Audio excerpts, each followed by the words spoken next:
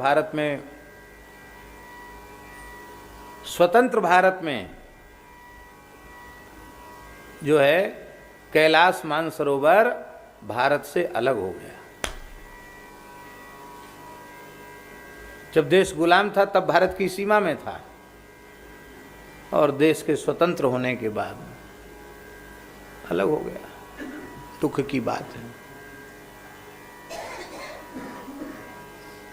खैर वो आज जाने दो। जिस काल में श्री पहाड़ी बाबा महाराज वहां विराजे उस समय तो सब भारत ही था। वहां कैलाश में एक गुफा है, वशिष्ठ गुफा। उस वशिष्ठ गुफा में आपने प्रवेश किया और ऐसे स्थल पर आप विराजे। वहां वशिष्ठ गुफा का आज भी ऐसा वातावरण है, वहां कोई जीव जंतु भी नहीं, इतनी ठंडी है, बर्फ ही बर्फ जमी रहती है। वहां आप 5 वर्ष समाधिस्थ रहे। कितने वर्ष? वशिष्ठ गुफा में 5 वर्ष आप समाधिस्थ रहे। और इसके बाद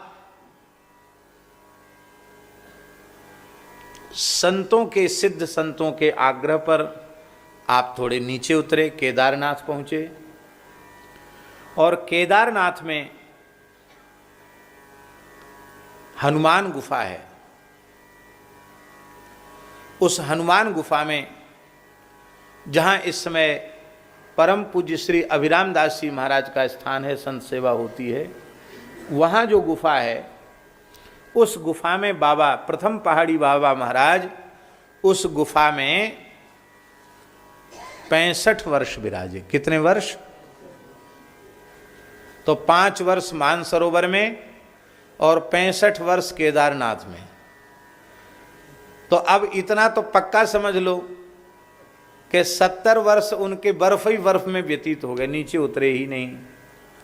तो इतने लंबे समय तक वहां विराजने से, बर्फ में रहने से, पहाड़ में रहने से उनका उपनाम पड़ गया पहाड़ी बाबा। क्या नाम पड़ गया?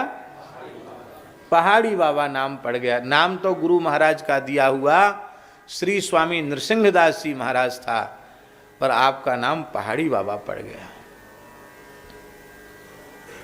सब तीर्थों की यात्रा की उन्होंने हिमालय में। दामोदर कुंड भी महाराज गए थे। पहाड़ी बाबा, प्रथम पहाड़ी बाबा महाराज, और वहां से स्वयं दामोदर कुंड से शालिग्राम जी लेके आए थे। और उनमें एक स्वरूप तो पूज्य गुरुदेव पहाड़ी बाबा ने दास को प्रदान किया, वो हमारे साथ विराजमान है, आपको दर्शन कराए छोटे से। और एक स्वरूप यहां मंदिर में विराजमान है, नृसिंह भगवान के स्वरूप। वो बाबा स्वयं वहां से लेकर के आए थे। आज भी मंदिर में विराज रहे हैं ठाकुर जी। पुराने संत सब जगह विचरते थे। तो बाबा वहां 65 वर्ष विराजे। तो जो भी संत इधर से